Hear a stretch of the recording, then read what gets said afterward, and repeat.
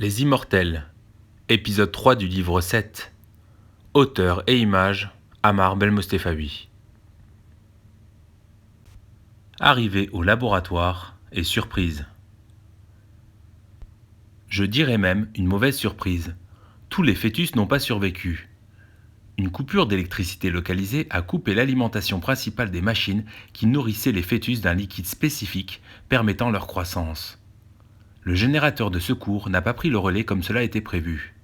Ils sont tous morts, sauf un fœtus. Nous devons remettre le système en marche et espérer que ce miraculé survivra à ce manque d'alimentation. Je le devine dans les yeux du titan. Il est sur le point de me tuer, de me tenir pour responsable de la mort de ses frères biologiques. Je tente de minimiser la situation, mais je sais qu'un mot de travers et je verrai se déchaîner sur moi un géant composé de muscles. Il peut me briser les os. Heureusement qu'il est également doué d'intelligence. Pendant que je vais rétablir l'électricité, le titan est resté dans le laboratoire avec son frère. Au moment où j'ai remis en route le disjoncteur, j'ai pris un tir ciblé de la part d'un sniper en pleine épaule. Je m'écroule au sol. Le titan, très agile, surgit et m'attrape par une jambe. Il me traîne dans les sous-sols. J'ai dévalé les escaliers sur le postérieur. Ma tête n'a pas manqué de se cogner à chaque marche. Une fois en sécurité, le titan a pris le temps de refermer la porte blindée sur nous trois, le titan, le fœtus et moi. Les malins ont coupé le courant afin de savoir quelle maison allait rester dans le noir un certain temps. Ils ont dû nous repérer à cause du véhicule RS6 volé. Certains de ces véhicules haut de gamme sont équipés de puces GPS permettant de les géolocaliser. Une chose est certaine, la maison est cernée par les brassards rouges. Cette situation n'a pas l'air d'inquiéter outre mesure le géant qui me demande de faire mon maximum afin de sauver son frère de sang après qu'il ait soigné ma plaie. C'est ce que je fais. Dans tout juste une heure, cet enfant pourra respirer l'oxygène pollué de ce bas monde. En attendant, il faut espérer que la porte blindée va tenir le coup. Pas de temps à perdre. Nous allons nous débarrasser des 29 embryons morts. Après avoir brûlé le maximum de preuves, j'ai fini par ouvrir le coffre en tapant le code 1379. J'ai demandé au titan d'être très attentif à ce que j'allais lui dire. Je lui ai dit tous mes secrets, tout ce que je pouvais cacher jusqu'à présent. Je lui ai annoncé être au courant de l'existence des cubes, mais que je n'avais rien pris au sérieux jusqu'à me retrouver nez à nez avec ces merveilles de technologie. Vous vous en doutiez, j'ai assisté impuissant à un accident de voiture. Je ne suis pas l'inventeur des tenues furtives. Une magnifique jeune femme conduisait une vieille Xara pourrie, accompagnée de ce qui semblait être son petit copain. Très rapidement, j'ai voulu porter secours à ce couple, à cette voiture qui avait frappé de plein fouet un arbre dans un lieu dénommé la cuvette de l'enfer. L'homme semblait être sonné, inconscient mais indemne. Il avait juste des morceaux de verre qui avaient marqué son visage. Quant à la femme, elle était morte sur le coup. J'ai vérifié son pouls. Sur le tableau de bord, explosé par la violence du choc, bien en évidence, il y avait un test de grossesse positif. Il se trouvait au pied de cette demoiselle un épais courrier. La lettre parlait, détenue de furtivité, celle que nous utilisons le géant et moi pour nous déplacer en toute discrétion. J'ai volé cette technologie qui était décrite dans cette épaisse enveloppe. Dans un autre véhicule qui suivait de près ce couple, se trouvait un vieil homme portant une croix en bois autour du cou. Cette personne avait pilé et fini sa course dans le fossé. Il avait en sa possession 2 livres dénommés L4 et L5. L'un d'eux portait le titre « La 4e guerre mondiale ». Ces 2 anciens ouvrages, contenus dans un sac plastique Monoprix d'un autre temps, ont marqué mon intérêt. Le vieil homme est sorti de la butte, mais il s'est évanoui sur la chaussée, les 2 livres à ses côtés. Je ne sais pas pourquoi, mais ces livres ont attiré mon œil. Tout comme l'épaisse enveloppe, j'ai pris ces ouvrages et je les ai gardés à côté de moi. Les secours ont tardé à arriver et j'ai donc rapidement compris que la femme qui conduisait le véhicule était enceinte. Étant morte, j'ai voulu tenter de sauver son fœtus. Ce fœtus, c'était le géant. Sa mère est morte sous mes yeux à cause d'un animal, vraisemblablement un chat, qui a traversé la route. J'ai injecté mon liquide comparable à l'ambroisie sans savoir si le titan allait mourir ou survivre et s'il allait devenir un immortel ou un simple mortel. Il était mon premier essai sur un embryon humain. Malheureusement, ce liquide n'a pas eu d'effet sur cette jeune femme. Quand je me suis retourné pour voir le vieil homme, il avait disparu sans ses vieux livres. Encore une fois, à ce jour, je ne sais toujours pas pour quelle raison, j'avais eu le réflexe de garder ces 2 livres anciens à mes côtés. En retrait pendant toute l'intervention des secours, j'ai suivi de très près les ambulances et surtout celle dans laquelle se trouvait cette femme qui se prénommait Maria. Une fois à la morgue, j'ai réalisé l'opération qui me permettait de retirer Saturnin de ce corps sans vie et de le mettre dans un contenant spécial empli de liquide vert fluo. Le géant m'écoutait avec attention. Il n'a pas manqué une seule miette de mon long monologue. À aucun moment, il ne m'a interrompu pour me poser des questions. J'ai caché son existence tout ce temps, et il était en quelque sorte un miraculé. Je pense qu'à cet instant, il pouvait nous arriver n'importe quoi. Le géant connaissait la vérité sur ses parents biologiques. C'était plus important que ce qui pouvait se passer derrière la porte blindée du laboratoire. Il était, en quelque sorte, né immaculée conception comme le Christ. Sauf que pour le Titan, sa mère se nommait Maria. Je ne suis donc pas le père biologique du Titan, mais je m'en suis occupé comme le fils que je n'ai pas eu. Grâce au Titan, d'autres de ses congénères vont peupler cette terre à terme. Quant aux livres L4 et L5 que le vieil homme a abandonnés, ils parlent du futur. Ils traitent des conflits à venir et même des cubes. Ce sont des sortes d'almanachs des dystopies. Ces ouvrages sont riches d'informations. Pourquoi autant d'informations sont venues à moi ? Est-ce que mon destin était de me retrouver à cet endroit précis le jour de l'accident de voiture et d'avoir accès à toutes ces données au même moment ? Chose improbable, inconcevable. Pourquoi moi et pas quelqu'un d'autre ? Saturnin finit par me poser une question. Qui est son père ? Voyant mon hésitation à répondre, je fus, manu militari soulevé et plaqué contre le mur. Mes pieds ne touchaient plus le sol. Il me posa de nouveau la question en me fixant droit dans les yeux. Je finis par lui répondre. Il me lâcha aussitôt et il me remit mes affaires en place, sorte de respect envers moi. Nous fûmes interrompus par de l'eau qui venait de l'étage. Face à la résistance de la porte blindée, les brassards rouges tentent de faire céder cette entrée avec la pression de l'eau en inondant tout le sous-sol qui est en effet hermétique. Soit nous ouvrons cette porte blindée, soit nous finirons noyés. Je pense qu'ils préféraient me récupérer vivant afin de connaître la solution à l'immortalité. Ils m'ont tiré dans l'épaule et pas en pleine tête. Le processus de gestation est fini. J'ouvre la capsule et je mets l'enfant entre les bras du Titan, qui peut également se montrer très prudent et prévenant avec ce genre de progéniture. Son petit frère ne risque pas de souffrir du syndrome du bébé secoué. Je finis par ouvrir une porte dérobée qui donne sur l'extérieur. Cette ouverture donne sur la périphérie à proximité d'un lac.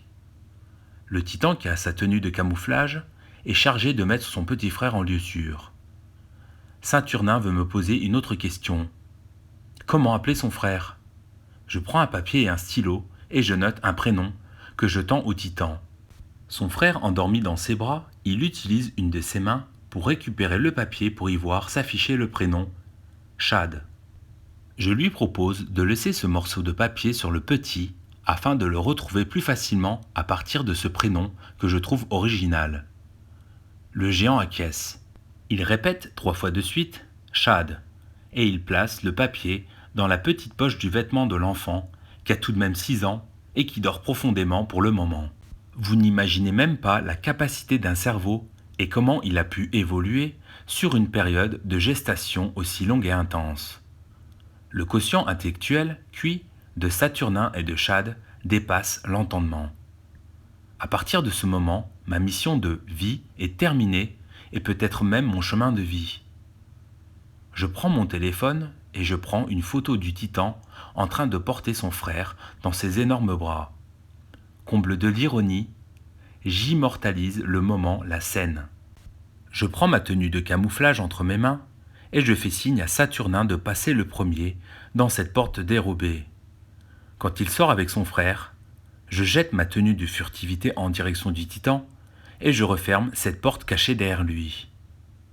Il est temps pour moi de quitter ce bas monde. Le Titan ne pourra pas réussir à ouvrir cette porte qui résiste encore plus que la porte que les brassards rouges tentent d'ouvrir de force.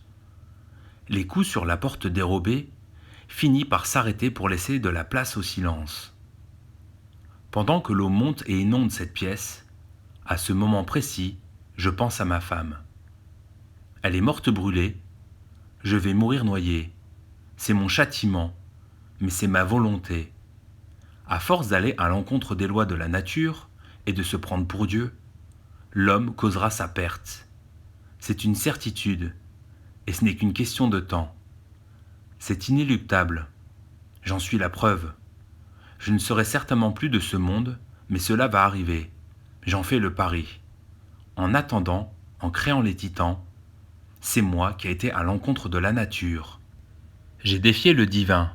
Je vais le payer très cher. Je cumule les péchés, car même le suicide est contre nature. Je vais finir direct en enfer.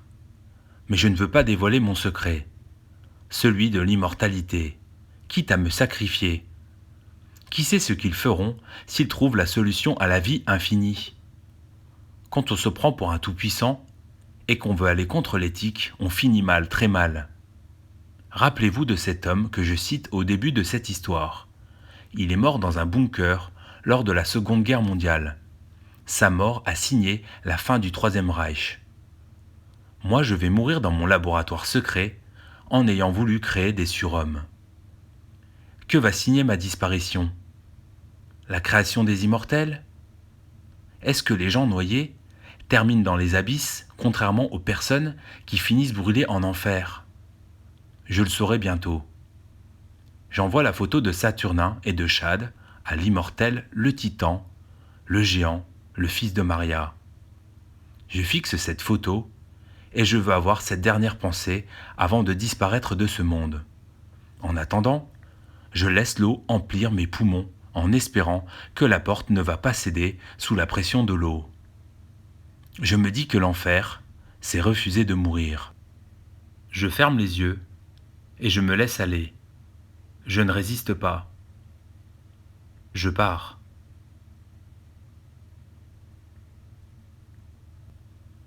Épilogue. On ne possède qu'une vie, sauf dans les jeux vidéo ou dans son esprit. Je me suis retrouvé dans cette cellule enfermé, coincé comme un rat. Derrière les murs épais, je peux entendre des cris qui finissent sous la forme d'une odeur nauséabonde. Je me retrouve dans la cellule qui porte le nombre 0. Pour le moment, je tourne en rond. Ici, entre ces 4 murs, le temps s'est comme arrêté. Je suis mortel et je vais finir comme un mortel. Même en voulant aller contre nature, en choisissant le jour de ma mort, je me suis loupé. Ou du moins, ils sont intervenus suffisamment tôt pour me sauver de la noyade. J'ai été une fois de plus et de trop contre ma destinée. Vais-je finir brûlé comme ma femme ou la plupart de ces prisonniers qui peuplent cette prison qui se trouve sous terre? J'ai trop méprisé la mort, mais j'ai aussi défié le droit à la vie infinie. Le projet Vie est mon bébé, mais le projet infini est également un beau projet. Peut-être que ces cubes font partie de ma nouvelle mission sur Terre. Pour le moment, Warda est au Canada, à l'abri, et le Titan a dû confier son petit frère à une famille qui prendra soin de Chad. Peut-être qu'un jour, nous nous retrouverons tous les trois. Moi qui est le père concepteur, mon fils adoptif, Saturnin, et Chad qui est le produit de mon esprit créatif. On s'approche de la Trinité. Si je veux que nos retrouvailles aient lieu, il faut que cette situation se passe dans ce monde, car contrairement à Chad et Saturnin, moi, je suis mortel, et eux sont conçus pour ne pas mourir. En attendant, il faut que je trouve une rapide solution pour sortir de ce trou, de cette prison, de cet enfer. Ils ne doivent pas m'interroger, me torturer, et je n'ai pas envie de finir brûlé. À moins que je sois déjà en enfer. Dans ces lieux, je suis loin du dôme Éden. S'il existe un paradis sur terre, je pense à la cité interdite de Séphar, je crois y avoir découvert également un enfer entre ces murs. Je veux passer mon tour et continuer à aller contre mon destin, de quoi m'attirer des foudres. Je vais tenter de décaler le jour de ma mort programmée par eux ou par je ne sais qui. En plus, je n'ai pas envie de mourir brûlé. Je vais devoir composer avec une tasse et une cuillère qui sont à ma disposition dans cette prison. Est-ce que cela suffira pour ne pas finir torturé et en cendres, en poussière? Le diable est dans le détail. Il faut que je me creuse les méninges. Enfermé dans cette prison, j'ai une conviction. J'aurai marqué mon temps et celui des immortels. Après tout, la vie est un éternel recommencement, sorte de mise en abîme. Je réfléchis à mon numéro de cellule.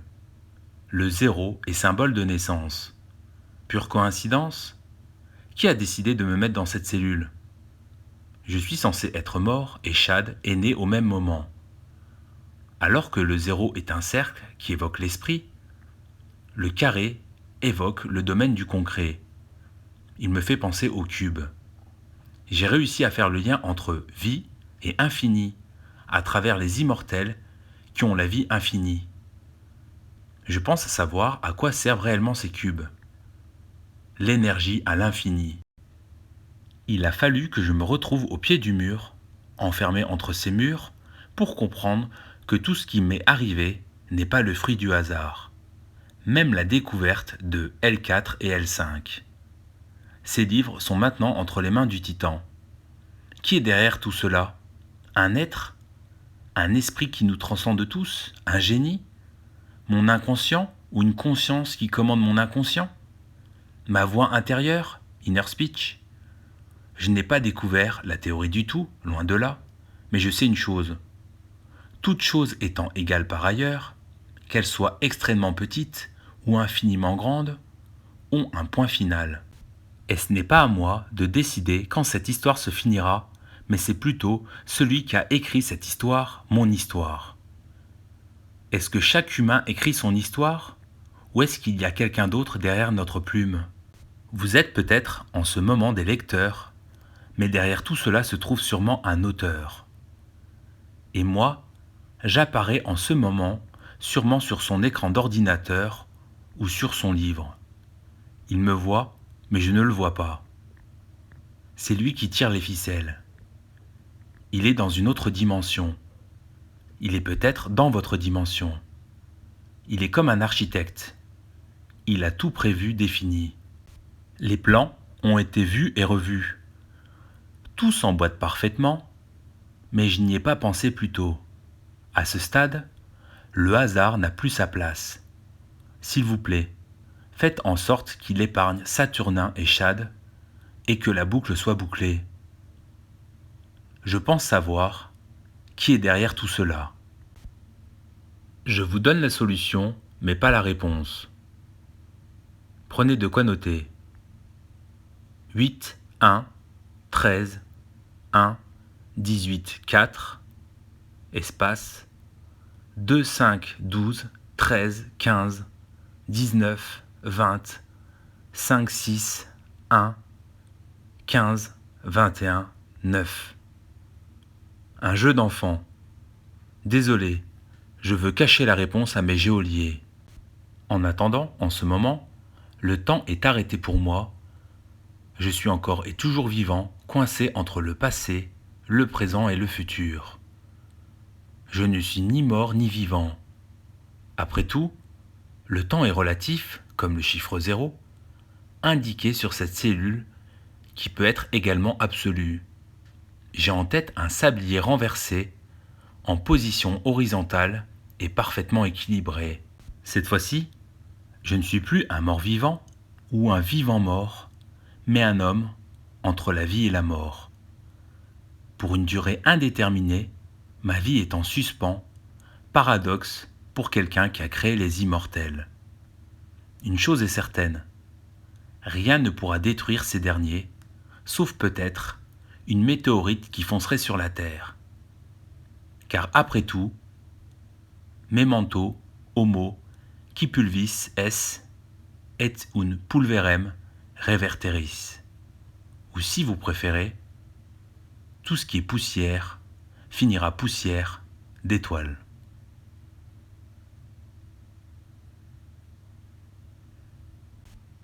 C'est la fin de l'épisode 3 de ce livre 7 dénommé Les Immortels. C'est également la fin de ce livre numéro 7.